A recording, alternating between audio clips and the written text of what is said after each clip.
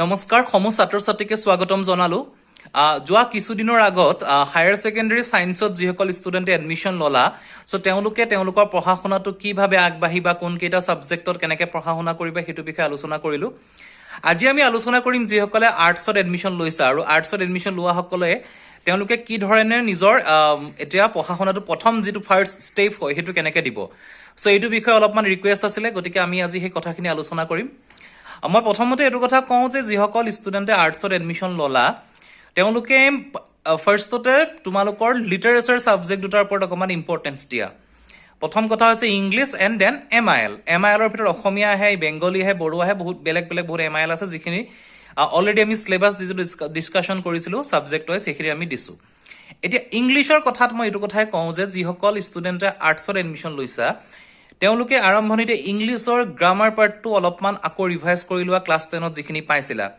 Sentence কনস্ট্ৰাকচনৰ যেটো process হয় কোনোবা এটা কোৱেশ্চনটো তোমালোকে এনসাৰটো কিভাৱে লিখিবা বা তোমাৰ গ্ৰামেটিক্যাল যাতে কোনো এৰৰ্স নাথাকে সো সেই বস্তুটো নিজে ক্লিয়াৰ কৰা আৰু এটা নিজে ফ্ৰেম কৰিব চোৱা নিজে এটা কোৱেশ্চনৰ এনসাৰটো নিজে ফ্ৰেম কৰিব চোৱা বেলেগৰ হেল্প নুলুৱাকে অলপমান যেহেতু ক্লাস 10 লকে মোটামুটি তোমালোকে সিম্পল সেন্টেন্সে লিখিছিলা দুই এটা হয়তো অকমান কম্বাইন সেন্টেন্স বা কমপ্লেক্স সেন্টেন্স কৰিছিলা এতিয়া যিমান পাৰা সেন্টেন্স খিনি অলপমান ষ্টেণ্ডাৰ্ড কৰিব আৰম্ভ কৰা নিজৰ ফালৰ পৰা সেইখিনি দিয়া সো ইংলিছৰ তোমালোকৰ বেলেগ বেলেগ পাৰিলে যদি দুই এখন কিতাপ পঢ়া সো সেই ইংলিছ সাবজেক্টৰ ওপৰত গুৰুত্ব দিয়া কাৰণ ইন ফিউচাৰ তোমাক খুব বেছি প্ৰয়োজন হ'ব নেক্সট এমআইএল সাবজেক্টটো যেটো তোমাৰ অসমীয়া হওক বা যিয়ে নহওক সেই বস্তুটোৰ ওপৰত মই এটো কাৰণে তোমালোকক ইম্পৰ্টেন্স দিব কলো যিকোনো গভৰ্ণমেণ্ট এক্সামত এতিয়া এটা তোমাৰ অসমীয়াৰ এটা তোমাৰ এখন পেপাৰ অলমোস্ট কম্পালসৰি কৰিছে ইন ফিউচাৰ যদি অসমত তোমালোকে ভাল এটা চাকৰি বিচৰা গতিকে অসমীয়াৰ গুৰুত্ব সদায় থাকিব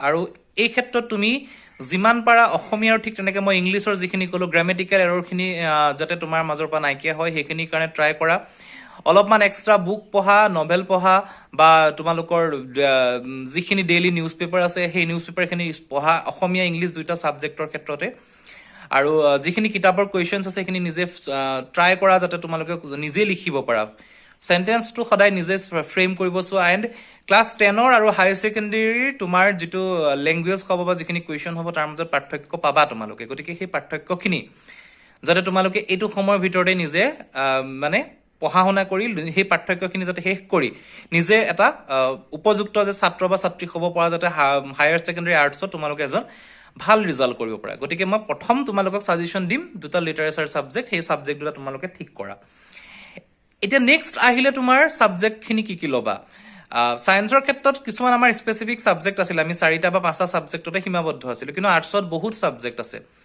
সকলো ষ্টুডেন্টৰে বেলেগ বেলেগ সাবজেক্ট লবা গতিকে সেই ক্ষেত্ৰত মই প্ৰতিটো সাবজেক্টৰ বিষয়ে ক'বলৈ অসুবিধা কিন্তু মই সেই কাৰণে কেইটামান মেইন সাবজেক্ট লৈছো যিকিটা সাবজেক্টৰ ওপৰত অলপমান কথা কম ফাৰ্স্ট অফ অল মই এটা এক্সাম্পল দি তোমালোকক বুজাই দিছো এটা আমি হিষ্ট্ৰী সাবজেক্টটো ললো ইতিহাস যিসকলে হিষ্ট্ৰীটো লবা বহুত ষ্টুডেন্টে লয় আৰ্টছত হিষ্ট্ৰী সো হিষ্ট্ৰীৰ ক্ষেত্ৰত এনেকুৱা হয় এটা সিম্পল এক্সাম্পল চাবা ক্লাস 10 ত তোমালোকে যেতিয়া পঢ়িছিলা তোমালোকৰ কোৱেশ্চনছবোৰ কেনেকুৱা আছিলে যে সিপাহী বিদ্ৰোহৰ অসমত কিয় অসমৰ কাৰণ কিটা লিখা সিপাহী বিদ্ৰোহৰ সফলতা বা বিফলতাৰ কাৰণ কি সিপাহী বিদ্ৰোহ ভাৰতৰ কেনেকৈ আৰম্ভ হৈছিল সিপাহী বিদ্ৰোহৰ ফলাফল কি হেনকা টাইপৰ কোৱেশ্চন যেতিয়া তোমালোকে হায়াৰ সেকেন্ডাৰী ষ্টাডি কৰিবা তোমালোকৰ কোৱেশ্চনছবোৰ কেনেকুৱা থাকিব যে সিপাহী বিদ্ৰোহ সফল হ'ল নে বিফল হ'ল তোমাৰ মতামত দিয়া তেতিয়া তুমি কোৱেশ্চনটো কিতাপৰ পৰা কেইটামান লাইন লিখিলে নহব তুমি নিজৰ ফালৰ পৰা সেই সিপাহী বিদ্ৰোহ কিয় হৈছিল কিয় নাই বা সিপাহী বিদ্ৰোহটো কি কাৰণে সফল হৈছিল বা কি কাৰণে বিফল হৈছিল তোমাৰ অপিনিয়ন দিব লাগিব কোৱেশ্চনটো ঠিক তেনেকুৱা যে অসমত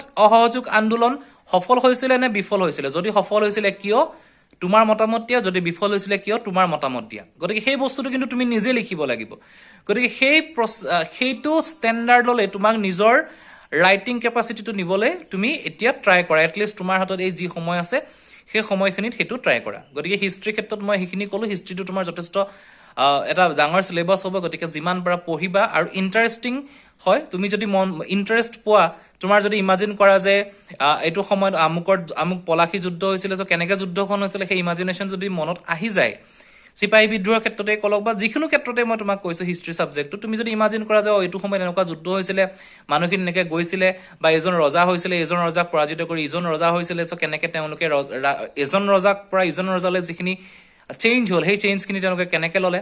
চ' গতিকে তাত হিষ্ট্ৰী বহুত আছে, তোমাৰ ইণ্ডিয়ান হিষ্ট্ৰী আছে, আছাম হিষ্ট্ৰী আছে, ৱৰ্ল্ড হিষ্ট্ৰী পাবা। গতিকে যিসকলে এইখিনি ক্ষেত্ৰত নিজে পঢ়িব বিচাৰা তোমালোকে আগুৱাই যোৱা। এণ্ড দেন কেইটামান ছাবজেক্টৰ বিষয়ে মই অলপমান কৈছোঁ। এটা হৈছে এডুকেশ্যন, লজিক, ফিলচফি। এই এডুকেশ্যন, লজিক, ফিলচফি এইকেইটা ছাবজেক্টত কি হয়, বহুত ক্ষেত্ৰত তোমাৰ মানে এডুকেশ্যন ছাবজেক্টটোতে মই যদি আৰম্ভ কৰোঁ, তোমালোকৰ যি বহুত ষ্টুডেণ্টে এডুকেশ্যন লৈছা, আৰু এডুকেশ্যন এইটো কাৰণেই লাগে ইন ফিউচাৰ তোমালোকে টিচিং লাইনত যাব হ'লে বহুত ক্ষেত্ৰত এডুকেশ্যনৰ যথেষ্ট প্ৰয়োজনীয়তা আছে। গতিকে এডুকেশ্যনত তোমাৰ কি হ'ব, মানুহৰ যিটো মনস্তত্ব, মানুহৰ মানসিকতাৰ বিষয়ে অলপমান কিছুমান অধ্যয়ন কৰা হয়। এজন শিশু বা এজন যুৱক বা এজন বৃদ্ধ মানুহৰ মনৰ যিটো স্থিতি, সেই বস্তুখিনি বহুত ক্ষেত্ৰত অধ্যয়ন কৰা হয়। গতিকে সেই কথাখিনি তুমি যদি ইণ্টাৰেষ্ট পোৱা, তেতিয়াহ'লে তুমি সেই ছাবজেক্টটোৰ ওপৰতো ভাল নিজে পঢ়া শুনা কৰিব পাৰা। এণ্ড লজিক এণ্ড ফিলচফি বহুত ষ্টুডেণ্টে লয়। লজিক এণ্ড ফিলচফি, ফিলচফিৰ স্কোপটো ভাল ফিউচাৰত। ষ্টুডেণ্ট কম থাকে, যে তোমাৰ হায়াৰ ছেকেণ্ডেৰীত হয়তো লয় বা হায়াৰ ষ্টাডিজৰ কৰা ষ্টুডেণ্ট অলপ কম থাকে। গতিকে লজিক ফিলচফিটো ঠিক তেনেকুৱা, বস্তুটো তোমাৰ এটা এবষ্ট্ৰেক্ট আইডিয়া টাইপৰ হয়। বস্তুটো তোমাৰ যিটো তোমাক বুজাব বিচাৰিছে সেই কথাখিনি হয়তো ৰাইটাৰজনে বুজাব বিচৰাতকৈ তুমি বেলেগ ধৰণেও বুজিব পাৰা, কিন্তু আল্টিমেটলি তাৰ মেইন যিটো পইণ্ট বা মেইন যিটো গুৰি সেইটো এটাই। গতিকে সেই কথাখিনিৰ ওপৰত চোৱা। মোৰ লজিকৰ দুটামান ভিডিঅ' মোৰ আছে চেনেলত, সেইখিনি চাব পাৰা। এণ্ড দেন ছচিয়লজি, যিটোৰ ওপৰত মই এটা ভিডিঅ' দিছোঁ। ছচিয়লজি যদি তোমালোকে ভালকৈ পঢ়া, মই আগতেও কৈছোঁ তোমালোকৰ বহুত স্কোপ আছে। এখন সমাজৰ বিষয়ে গম পাবা, সমাজৰ ৰীতি নীতি, আচাৰ ব্যৱহাৰ, কালচাৰটো কি হয় কি নাই, কেনেকুৱা সমাজ থাকে, মানুহৰ বিবাহ যিটো পদ্ধতি, বিবাহ পদ্ধতিৰ ভিতৰত কেনেকুৱা বিবাহ পদ্ধতি থাকিব, মানুহে সেই ক্ষেত্ৰত কেনেকৈ আগবাঢ়িব পাৰিব, জ্যেষ্ঠজনৰ প্ৰতি আমাৰ মনৰ চিন্তাটো কি হ'ব লাগে, কনিষ্ঠৰ প্ৰতি কি হ'ব লাগে। চ' সেনেকুৱা কিছুমান কথা তুমি ছচিয়লজিত পাবা। ইণ্টাৰেষ্টিং হয়, নিজে এইখিনি লৈ যোৱা। দেন পলিটিকেল চায়েন্সটো সম্পূৰ্ণৰূপে ফেক্ট বেছড, মানে তোমাৰ তাত যিটো থাকিব সেইটোৱেই। তুমি তাত নিজৰ ফালৰ পৰা কিবা এডিশ্যনেল বস্তু, হিষ্ট্ৰী বা ছচিয়লজিৰ ক্ষেত্ৰত কি হয়, কিছুমান বস্তু নিজৰ আইডিয়া দিব পাৰা। কিন্তু পলিটিকেল চায়েন্সত কথাটো এনেকুৱা থাকিব, তোমালোকৰ এখন এক্ট থাকিব, সংবিধানৰ বিষয়ে, আমি মেইনলি ভাৰতৰ সংবিধানখনৰ বিষয়ে আলোচনা হয়। সংবিধানত কি কি অধ্যায় আছে, কি কি তোমাৰ এক্ট আছে, কেনেকুৱা নতুনকৈ নীতি আছিলে, আমি কোনটো ৰুলৰ এগেইনষ্টত কাম কৰিব লাগিব, কোনটো ৰুল আমি মানি চলিব লাগে। চ' এনেকুৱা কিছুমান কথা আছে। চ' সেই কথাখিনি তোমালোকে পঢ়া, আৰু যিমান পাৰা অধ্যয়ন কৰিব লাগিব সেই পাৰ্টটো।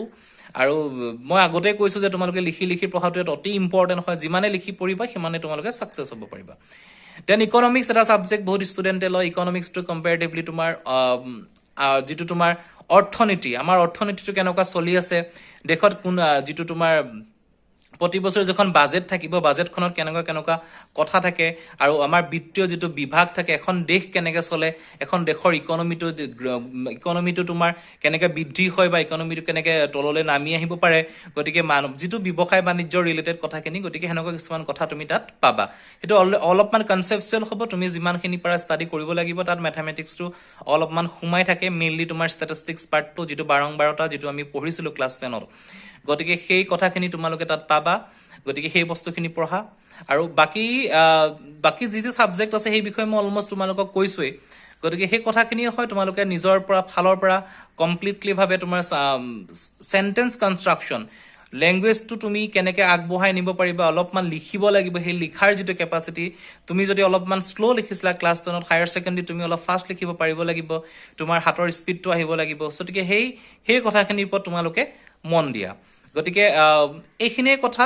আৰু যদি বেলেগ কিবা ছাবজেক্টৰ ওপৰতো থাকে মোক জনাবা, মই এক্সট্ৰাকৈ ক'ম। কিন্তু মেইনলি মই তোমালোকক আকৌ এবাৰ ৰিপিট কৰিছোঁ, লিটাৰেচাৰটো ভাল কৰা, গ্ৰামেটিকেল এৰৰ নাইকিয়া কৰা, হাতৰ স্পীড আনা, লিখি পঢ়া, আৰু তোমালোকে তেতিয়া এজন ভাল এইটো ক্ষেত্ৰত তোমাৰ ছাকচেছ হ'ব পাৰিবা। আৰু লগতে ডে টু ডে লাইফৰ যিখিনি নিউজ পেপাৰ থাকে, যিখিনি টিভি চেনেল থাকে, টিভি যিটো নিউজ দিয়ে, সেইখিনিৰ ওপৰত অলপমান টাইম দিবা।